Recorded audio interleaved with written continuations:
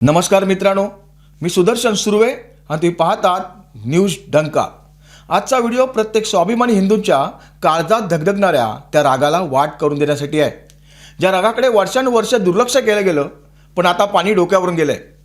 ज्या देवतेने या चराचर सृष्टीला कर्मयोग शिकवला, ज्याने कुरुक्षेत्राच्या रणांगणावर अधर्माचा कोटळा बाहेर करण्यासाठी हातात सुदर्शन चक्र उचललं आणि ज्याच्या पवित्र मुखातून संपूर्ण जगाला तारणारी श्रीमद भगवद्गीता प्रकट झाली, त्या आपल्या देवादिदेव योगेश्वर भगवान श्रीकृष्णाच्या अस्मितेवर चिखलफेक करण्याची एक नवी अवलाद उत्तर प्रदेशातून उभी राहिली आहे। विचार करा, एका व्यासपीठावर उभे राहून मौलाना जर्जिस अन्सारी नावाचे महाशय अकलेचे असे काही तारे तोडतात, जे ऐकल्यावर मदाळ भाषा बोलणाऱ्यांच्याही डोक्यात तिडीक जाईल। या मौलांचा दावा काय तर म्हणे, आमचे कान्हा, आमचे लाडके श्रीकृष्ण हे मुस्लिम होते आणि ते दिवसातून चक्क 5 वेळा नमाज पठण करायचे। म्हणजे बघा, काय हा निर्लज्जपणा, काय हा उद्दामपणा। आणि हा जावई शोध लावण्यासाठी या महाशयाने आधार कोणाचा घ्यावा तर साक्षात श्रीमद भगवद्गीतेचा। आज न्यूज डंकाच्या माध्यमातून मी या मौलानाची वैचारिक लक्तरे वेशीवर टांगायला आलो आहे। आज आपण अशा वाचलवीरांचा केवळ निषेध करणार नाही, तर त्यांचा खोटारडेपणा, त्यांचे ढोंग आणि हिंदू देवतांना ओरबाडण्याचे त्यांचे छुपे आंतरराष्ट्रीय षडयंत्र सोलून काढणार आहोत। हा व्हिडिओ शेवटपर्यंत नक्की पहा। आधी आपण या मौलाना जर्जिसच्या अगाध अकलेची आणि त्यांच्या या बालिश बुद्धीची चिरफाड करूया। या महाशयांनी भरसभेत ओढून श्रीमद भगवद्गीतेच्या 6व्या अध्यायातील 10व्या श्लोकाचा हवाला दिला। मौलाना आपल्या अनुयायांना छाती ठोकावून सांगत होते की या श्लोकात संपूर्ण शरीराचा वापर करून ईश्वराने उपासना करायला सांगितले आहे आणि नमाजमध्ये पण आपण शरीर वाकवतो, उठतो, बसतो, नतमस्तक होतो। म्हणजे बघा, काय अचाट तर्क आहे। जर शरीराची हालचाल करणे म्हणजे नमाज असेल, तर उद्या पहाटे उठून बागेत पीटी आणि व्यायाम करणाऱ्या प्रत्येकाला हे मौलाना नमाजी घोषित करणार का? उद्या योगासने करताना ज्यांचं शरीर वागते ते नमाज पठण करतात असा दावा करण्याची हिंमत या मौलाना दाखवणार का? याला बुद्धीची दिवाळखोरी म्हणत नाहीत मित्रांनो, याला म्हणतात हिंदूंच्या श्रद्धास्थानांची जाणीवपूर्वक केलेली थट्टा। पण मौलाना जर्जिस, तुम्हाला काय वाटलं होतं? तुम्ही काहीही बरळाल, गीतेचा चुकीचा अर्थ लावाल आणि हा हिंदू समाज नेहमीसारखा तुमचे अगाध ज्ञान मुकाट्याने सहन करेल। तो का आता गेलाय? चला आता आपण या मौलानाला सनातन तत्वज्ञानाचा आणि सत्य इतिहासाचा पहिला धडा देऊया। ज्या श्लोकाची त्यांनी स्वतःचा सोयीनुसार विपर्यास केला, त्या श्रीमद भगवद्गीतेच्या 6व्या अध्यायातील 10व्या श्लोकाचा मूळ आणि खरा अर्थ काय आहे? हा पूर्ण अध्याय आहे आत्मसंयम योग।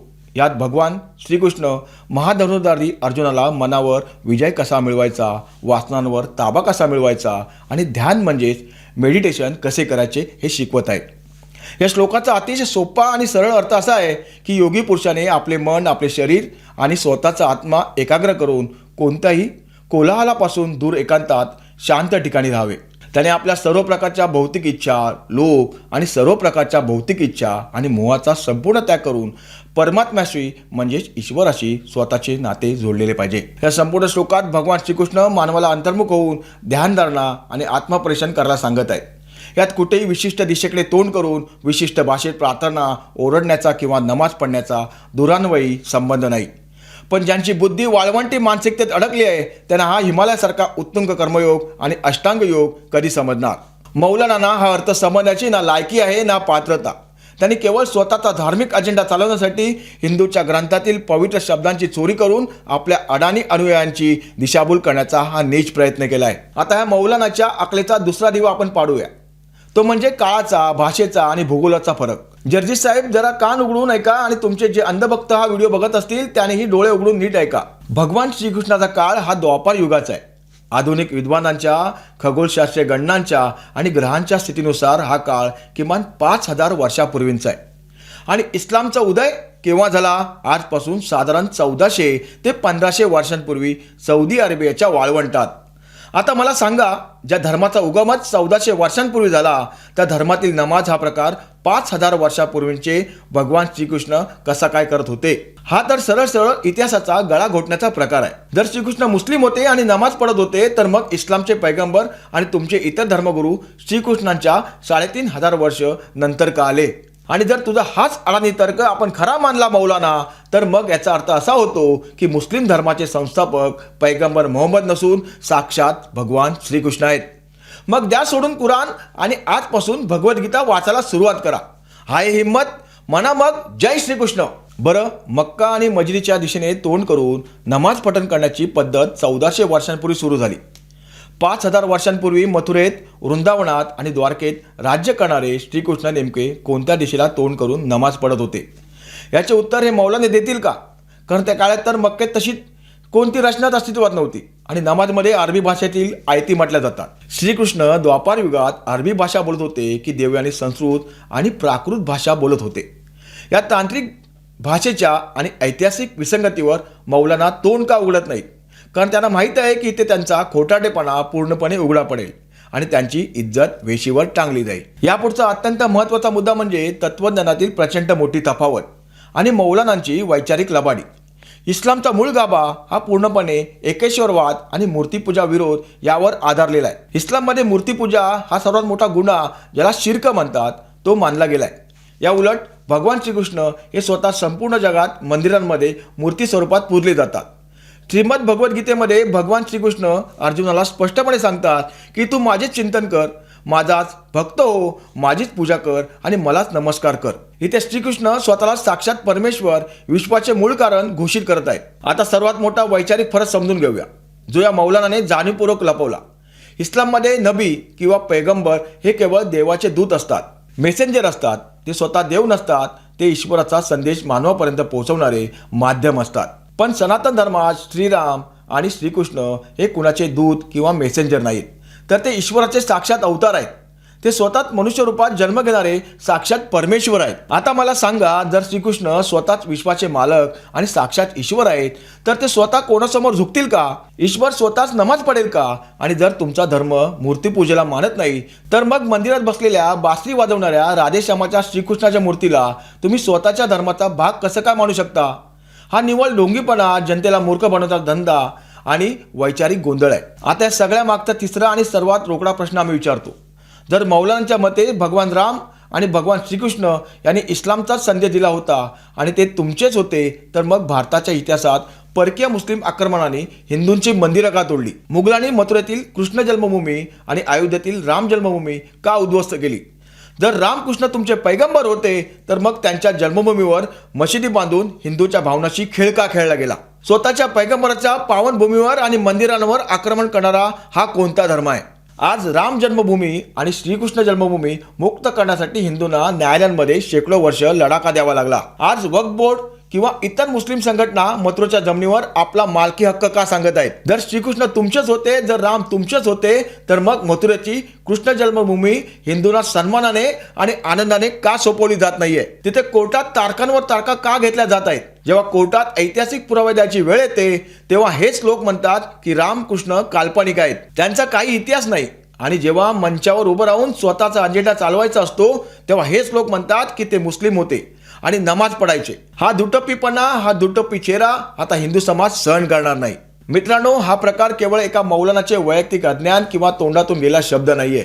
यामागे एक फार मोठे आंतरराष्ट्रीय आणि सांस्कृतिक षडयंत्र कार्यरत आहे, ज्याला आपण सोप्या भाषेत सांस्कृतिक अपहरण म्हणू शकतो. काही काळापासून एक नवीन पद्धत सुरू झाली आहे. हिंदूंच्या प्राचीन ग्रंथांमध्ये, वेदांमध्ये, आपल्या पवित्र धार्मिक ग्रंथांमध्ये जबरदस्तीने स्वतःच्या धर्मातील शब्द आणि संकल्पना शोधायच्या. हिंदू देवतांना स्वतःच्या धर्माचे ठरवून एक खोटा इतिहास तयार करायचा. यामागचा पहिला कुत्सित हेतू हा आहे की हिंदूंचे मनोधैर्य खचवणे. हिंदूंना हे भासवणे की तुमची संस्कृती ही स्वतंत्र आणि प्राचीन नसून ती दुसऱ्या कशाचा तरी भाग आहे. दुसरा हेतू म्हणजे सुलभ धर्मांतर.